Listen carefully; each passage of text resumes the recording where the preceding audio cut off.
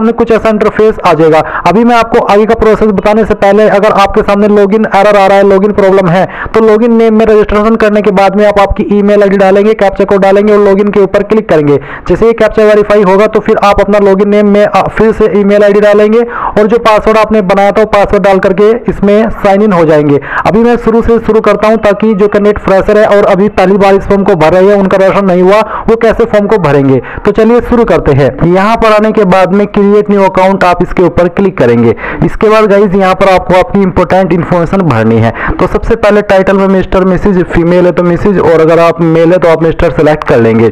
फिर आपको यहाँ पर आपका फर्स्ट नेम एंटर करना है, उसके बाद में मिडिल नेम एंटर करना है, एंड देन यहाँ पर आपको आपका जो लास्ट नेम है वो एंटर कर देना है। अब कुछ कैंडिडेट का सवाल ये रहेगा कि सर मेरा लास्ट नेम नहीं है तो मैं यहाँ पर क्या भरूं। तो आपको यहाँ पर ये बोला है कि जो अगर आपका लास्ट नेम नहीं है तो फिर आपको आपके फादर का फर्स्ट नेम एंटर करना है लास्ट नेम के सेक्शन में। उसके बाद गाइज आप यहाँ पर जो आपकी डेट ऑफ बर्थ है वो सिलेक्ट करेंगे। तो जो भी आपका डेट ऑफ बर्थ है वो आपको सिलेक्ट करना होगा, पहले ईयर, फिर यहाँ से आपका मंथ और उसके बाद में डे। ये सिलेक्ट करने के बाद में यहाँ पर आता है फादर फुल नेम। तो आपको आपके फादर का पूरा नाम 10th के सर्टिफिकेट के अकॉर्डिंग भर देना है। फिर आप आपका जेंडर सिलेक्ट कर लेंगे। इसके बाद आप मोबाइल नंबर डालेंगे जो कि आप रजिस्टर करना चाहते हैं। इसके बाद फिर आप यहाँ पर आपकी ईमेल आईडी डालेंगे एंड देन आप एक पासवर्ड बनाएंगे। पासवर्ड आपका कैसा हो, उसका डिजिट का इस्तेमाल करना है। तो कुछ इस तरह का पासवर्ड आप बना लेंगे जैसे कि मैंने आपको यहाँ पर वीडियो में बना करके दिखाया है। तो कुछ ऐसा पासवर्ड बनाने के बाद आप उसको दोबारा डाल करके वेरीफाई करेंगे। ये कैप्चा कोड डालेंगे। सभी जानकारी चेक करने के बाद आप यहाँ पर रजिस्टर लॉगिन इसके ऊपर क्लिक करेंगे। अब गाइज यहाँ पर आपके सामने ओटीपी वेरिफिकेशन का पेज आया है। तो आपको आपकी ईमेल और नंबर दोनों के ऊपर ओटीपी सेंड किए हैं। पहले आप ईमेल वाला ओटीपी डालिए, फिर नंबर के ऊपर जो ओटीपी आया है वो डालिए। उसके बाद में कैप्चा कोड फिल कीजिए एंड देन वेरीफाई ओटीपी इसके ऊपर क्लिक कर दीजिए। अब गाइज आपका अकाउंट क्रिएट हो जाएगा और सक्सेसफुली कंप्लीट भी हो जाएगा। और अब आपको यहाँ पर लॉगिन का पेज देखने को मिलेगा। तो आप लॉगिन नेम के अंदर जो भी आपने ईमेल आईडी रजिस्टर की है वो डालेंगे और जो पासवर्ड अभी आपने बनाया है अपनी मर्जी का वो यहाँ पर डालेंगे। फिर ये कैप्चा कोड फिल करेंगे एंड देन साइन इन इसके ऊपर क्लिक करेंगे। अब आप यहाँ पर लॉगिन होंगे और आपके सामने इस तरह से इंस्ट्रक्शंस आएंगे। आप यहाँ पर आई हरबे डिक्लेयर इसके ऊपर टिक करेंगे and then agree and continue to fill online application form इसके ऊपर क्लिक कर देंगे। अब आपके सामने ये इंटरफेस है। यहाँ पर आपको क्या करना है, आपको इसमें पोस्ट अप्लाइड फॉर में सिलेक्ट कर लेना है कि आप कौन सी पोस्ट पर अप्लाई करना चाहते हैं। तो अभी मैं यहाँ पर ट्रेड्समैन मेट की पोस्ट पर अप्लाई करके दिखा रहा हूँ। अगर आप चाहते हैं कि मैं आपके लिए फायरमैन पर अप्लाई करके अलग से वीडियो बनाऊं तो आप कमेंट के माध्यम से बता दीजिएगा। फिर यहाँ पर आपको बताना कि आपकी कास्ट कैटेगरी कौन सी है, अनरिजर्व्ड यानी कि जनरल या फिर एसटी या एससी या फिर ओबीसी, जो भी है वही आप सिलेक्ट कर लीजिएगा। नेशनलिटी में आप a citizen of India select कर लेंगे और जो भी पोस्ट पर आप अप्लाई करें उस पर अप्लाई करने के लिए जो जरूरी क्वालिफिकेशन है वो आपको रिक्वायर्ड एलिजिबिलिटी के सेक्शन में देखने को मिलेगी। अदर रिलैक्सेशन अगर आप चाहते हैं यहाँ पर जो कि 3 साल की छूट मिलती है, अगर आप सेंट्रल गवर्नमेंट की सर्विस में है तो आप इसको सिलेक्ट कर लें, नहीं तो आप नन के ऊपर क्लिक कर दें एंड देन आई एग्री के ऊपर क्लिक कर दें और उसके बाद में न्यू एप्लीकेशन इसके ऊपर क्लिक करें। अब आपको यहाँ पर अपनी कुछ और जानकारी भरनी है। जैसे कि गाइज यहाँ पर आपको मदर नेम एंटर करना है, ये भी आप 10th के सर्टिफिकेट के अकॉर्डिंग एंटर करेंगे। फिर यहाँ पर जो आपका रिलीजन है वो आपको सिलेक्ट कर लेना है। मैरिटल स्टेटस क्या है, सिंगल या मैरिड, जो भी है वो आप सिलेक्ट कर लेंगे। आइडेंटिफिकेशन मार्क आपकी बॉडी के ऊपर और निशान जिससे आपकी बॉडी की पहचान होती है, ये निशान आपकी बॉडी के ऊपर कहीं पर भी हो सकता है बट प्राइवेट जगह पर अगर हुआ तो वो आप यहाँ पर मत लिखिएगा। और अगर आपकी बॉडी के ऊपर कोई भी ऐसा मार्क नहीं है तो आप नो मार्क लिख सकते हैं। स्टेट ऑफ ओरिजिन यानी कि कौन सी स्टेट के आप स्थायी निवासी है, आप जिस भी स्टेट के स्थायी निवासी है वही सिलेक्ट कीजिएगा, किसी अन्य स्टेट को आपको यहाँ पर नहीं सिलेक्ट करना है, नहीं तो बाद में प्रॉब्लम हो जाएगी। फिर है कोरेस्पोंडेंस एड्रेस यानी कि प्रेजेंट एड्रेस, तो जो भी प्रेजेंट एड्रेस है वो आप यहाँ पर हाउस नंबर विलेज सेक्शन के अंदर भर देंगे। स्टेट यहाँ से आपकी सिलेक्ट कर लेंगे। फिर डिस्ट्रिक्ट कौन सी है वो डिस्ट्रिक्ट सिलेक्ट करेंगे एंड देन पोस्ट ऑफिस आपका नजदीकी कौन सा है वो पोस्ट ऑफिस का नाम लिखेंगे और उसके बाद में आपका जो भी पिन कोड है वो यहाँ पर आपको डाल देना है। अब अगर आपका परमानेंट और प्रेजेंट एड्रेस सेम है तो आप सेम एज कोरेस्पोंडेंस एड्रेस इसके ऊपर क्लिक कर देंगे। इसके बाद गाइस नीचे की तरफ आएंगे, यहाँ पर है कास्ट कैटेगरी एंड अदर, तो इसमें कास्ट पहले ही आपने सिलेक्ट कर लिया। फिर है सब कास्ट, तो जो आपकी जो भी सब कास्ट है यानी कि जो आपकी जो भी कास्ट होती है वो आपको यहाँ पर लिखनी है।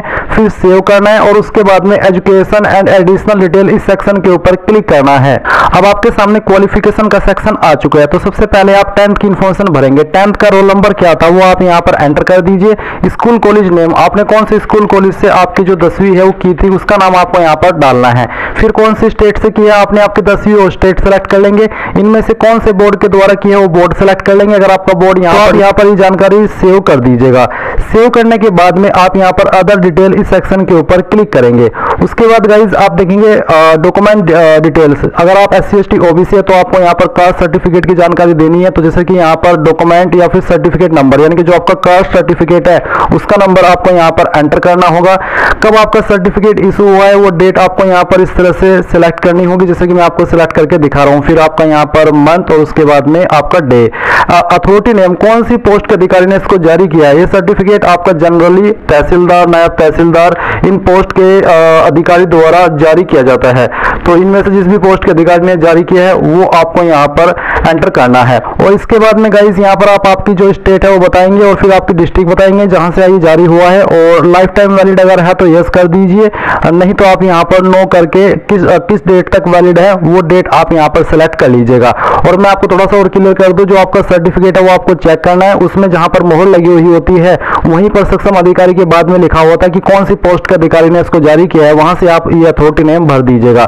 फिर नीचे एम्प्लॉयमेंट एक्सचेंज, यानी कि क्या आप किसी रोजगार कार्यालय के अंदर रजिस्टर्ड है। अगर हाँ तो यस करने पर आपको उसकी जानकारी देनी है, नहीं है तो आप नो कर दीजिए।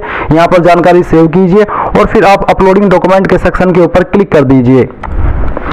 अब आपको यहाँ पर फोटो, सिग्नेचर, ID कार्ड का सर्टिफिकेट एंड 10th का सर्टिफिकेट अपलोड करना है। फोटो आप लाइव अपलोड करेंगे जिसका साइज 10 से 25 KB के बीच में रखा है।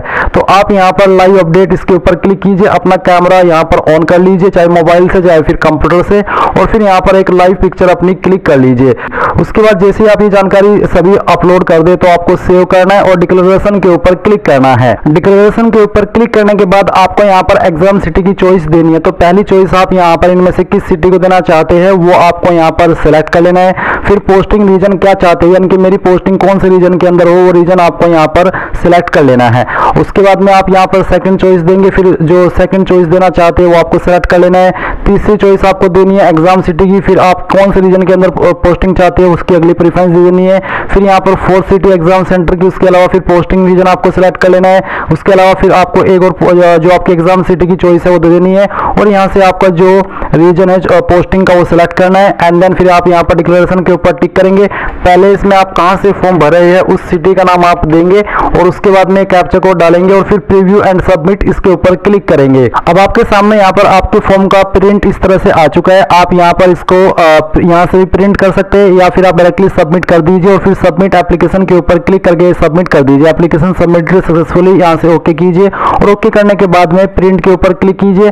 अगर आपके पास यहाँ पर प्रिंटर नहीं है तो ये देख लीजिए कि PDF के अंदर ऑटोमेटिकली फाइल डाउनलोड हो चुकी है। तो इस तरह से गाइज आप लोग आर्मी, ऑर्डिनेंस, कोर्प्स, ये जो फॉर्म है ट्रेड्समैन, मेट एंड फायरमैन और साथ ही अन्य पोस्ट का वो ये फॉर्म भर पाएंगे। आई होप आपको जानकारी समझ आई हुई। कोई सवाल, कोई डाउट रह गया हो अभी भी तो आप कमेंट के माध्यम से पूछ लीजिएगा। Thanks for watching. जय हिंद।